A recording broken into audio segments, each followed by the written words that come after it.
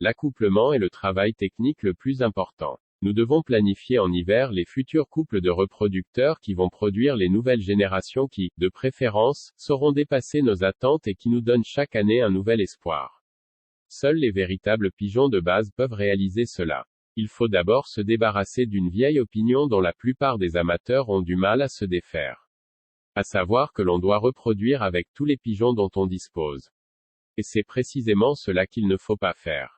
Dans le sport de compétition, que ce soit les chevaux de course, des pigeons ou des lévriers, beaucoup de choses imprévues se manifestent, beaucoup plus que dans le cas des autres animaux domestiques. À un moment ou un autre, nous avons tous vu un super voyageur ou un super reproducteur nous passer dans les mains en mettant 2 parents ensemble. Si nous accouplons 2 beaux pigeons, il y a beaucoup de chances qu'ils donneront de beaux jeunes. On a beaucoup de chances aussi d'élever de bons jeunes hors de bons parents, mais la réussite n'est pas garantie et encore moins assurée.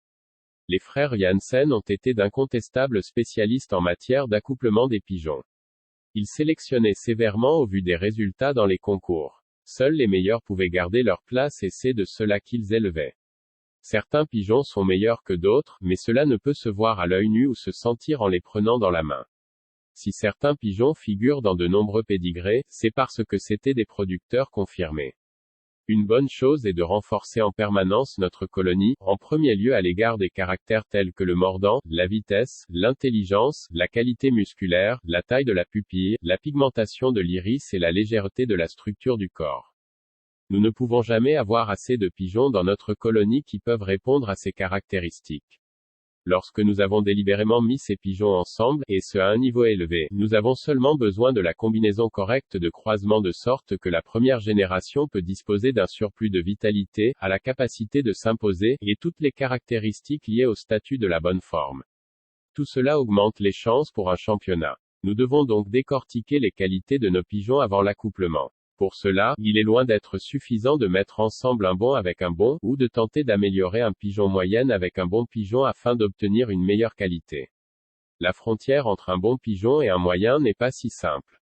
Il se compose de nombreux facteurs. Par exemple, un pigeon atteint des résultats supérieurs parce que son intelligence est bien supérieure à la moyenne.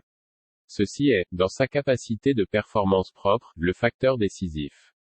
Avec un autre pigeon, ce sera son mordant qui le conduira à un rendement bien supérieur à ses capacités.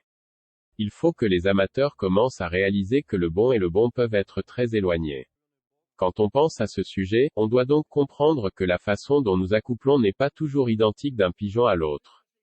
Nous devons analyser en profondeur les caractéristiques positives ainsi que les caractéristiques négatives de nos pigeons.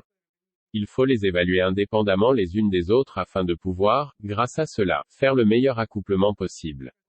Bien sûr, nous devons aussi garder les circonstances extérieures à l'esprit en disséquant les qualités distinctes de nos pigeons.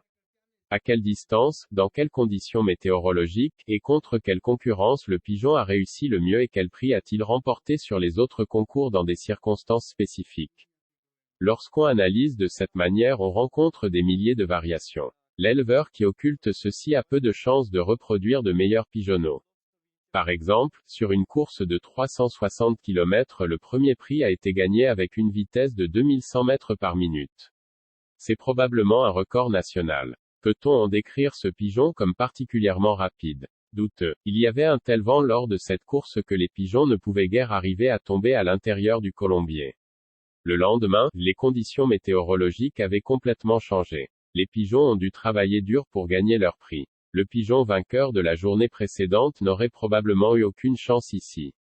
Le mauvais temps, la pluie et le vent sont des circonstances qui font que les pigeons reviennent plus fatigués sur une course de 300 km que sur une course facile de 500 km. Un bon conseil aux colombophiles, il ferait mieux de faire attention aux conditions de déroulement de chaque concours et d'enregistrer toutes les remarques à leur sujet.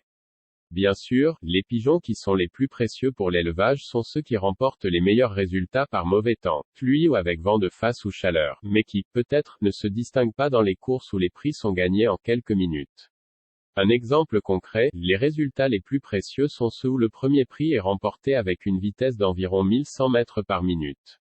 Ce sont les courses où les pigeons gagnants doivent mobiliser tous leurs mordants et toutes les réserves de leur corps et où les pigeons les plus faibles n'ont pas le pouvoir de s'en sortir. Le vrai secret pour réussir dans ce sport, ce qui importe vraiment sont comme suit. Premièrement, une sélection forte, basée sur les résultats au concours et la santé naturelle. Deuxièmement, les vrais champions se débarrassent des pigeons qui ne gagnent pas les concours, et finalement, si certains sont en mesure de transformer des pigeons moyens en vainqueurs par l'alimentation, les traitements médicamenteux, les méthodes de sélection, l'entraînement et ainsi de suite, il y a d'autres champions internationaux comme Koopman et Tonnet dépensèrent une fortune sur les pigeons de la lignée Weynan de Maastricht. Pour les amateurs qui ne connaissent pas Harry et Roger Weynan, ce champion et son fils ont joué un rôle clé dans les concours marathons aux Pays-Bas durant plus de 40 ans. Ils ont pu remporter 7 victoires nationales et ont également été sacrés 2 fois champion national marathon des Pays-Bas. Pour trouver de bons reproducteurs, il faut avant toute chose chercher dans une famille de très bons pigeons. Un as pigeon issu d'une famille très moyenne aura peu de chances de devenir un pigeon de base car c'est un peu par chance ou hasard qu'il a reçu ses dons. Qui n'a jamais connu un super pigeon ou pigeonnier de course qui était issu de parents, frères, sœurs supprimés depuis longtemps des pigeonniers parce que de lignée à rendement vraiment inférieur et qui s'est avéré être un extra voyageur. Passé à l'élevage, il n'a jamais donné un seul pigeon remarquable. Un bon conseil, inutile de s'échiner au colombier des reproducteurs avec des pigeons uniques, et sans famille à gros rendement connus. C'est dans les bons pigeons, parmi les bonnes origines et uniquement là qu'il faut chercher. Cela ne veut pas dire un pigeon de grande origine sera forcément un bon reproducteur. Le seul moyen de savoir est de mettre un pigeon de bonne origine à la production et de tester le résultat. Un bon reproducteur est celui qui donne de bons jeunes, fils et petits-fils. Et ceci avec aussi des partenaires différents. L'amateur a aussi intérêt à élever avec chaque bon pigeon de ses bonnes lignées, dans la mesure où il présente toutes les aptitudes visibles également et à les jouer. Si on découvre un bon couple de reproducteurs, et on admette que ces pigeons soient encore au concours, alors il faudra cesser de les jouer pour éviter tout risque. Les meilleurs pigeons voyageurs ne sont pas forcément les meilleurs reproducteurs, mais leurs petits-fils en seconde génération peuvent être des extras. Il faut pouvoir en être sûr avant de supprimer ou perdre au concours un bon reproducteur potentiel. Il faut prendre en compte cela dans la recherche des futurs pigeons d'élevage. Pour produire alors de bons reproducteurs, il faut des pigeons de bonne origine et connus. On souhaite obtenir des descendants qui égalent ou surpassent surtout les prestations de nos reproducteurs choisis. Quels critères de sélection appliquer pour connaître les aptitudes du bon reproducteur et reproductrice potentielle qui doivent nous guider pour accoupler? On doit étudier notre pigeon de base, on essaiera de connaître ses qualités dominantes qui font de lui le bon voyageur. Étude du palmarès, des conditions de vol, bon plumage, bonne aile, bonne musculature, grande vitalité, santé naturelle, meilleures prestations réalisées sous la pluie ou dans la brume, et meilleures prestations par beau temps ou par vent de face. Quand les qualités dominantes deviennent des qualités de famille, alors on a plus de chances de réussir. Quand les qualités sont propres à un seul pigeon, les chances diminuent. Les qualités physiques se transmettent plus facilement que les qualités morales. Il faut aussi savoir que trop de muscles alourdissent le pigeon, que trop de plumes donnent l'impression d'un beau plumage mais freinent le vol, trop de mordants génèrent parfois une grande irrégularité, la perte facile. Pour conclure, l'accouplement est une sorte de stratégie, un instrument de musique.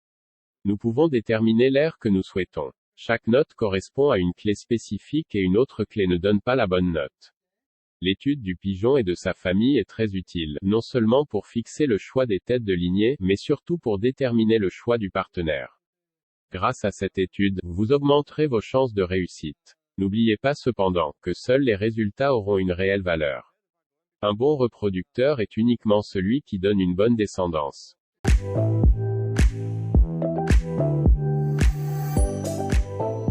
Si vous aimez cette vidéo, laissez un like et abonnez-vous à la chaîne YouTube, le portail de la colombophilie, pour ne manquer aucune des nouvelles vidéos.